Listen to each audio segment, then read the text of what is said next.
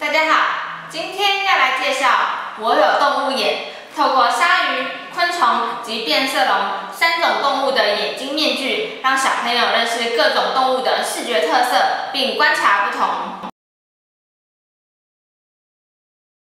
昆虫复眼，昆虫的复眼是由许多六角形的小眼所构成的。昆虫的复眼面积越大，代表视力越好。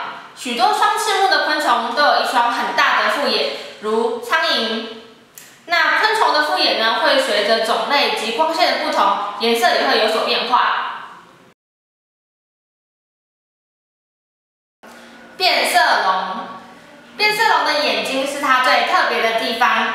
变色龙的眼睛虽小，但它长在一个可以自由上下左右转动的转座上。除此之外，变色龙的眼睛它可以同时注视不同的地方，这样的功能有助于它觅食。鲨鱼眼，鲨鱼眼内具有反光球细胞，如面具的两侧，它能帮助鲨鱼看到后方的视线，反射到视网膜，聚焦成型。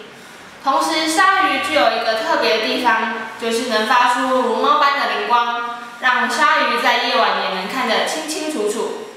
但鲨鱼有一个唯一的弱点，那就是鲨鱼在眼睛靠近鼻子处会看不清楚，因此面具的镜片也特别设计了模糊处，让小朋友体验鲨鱼的视觉。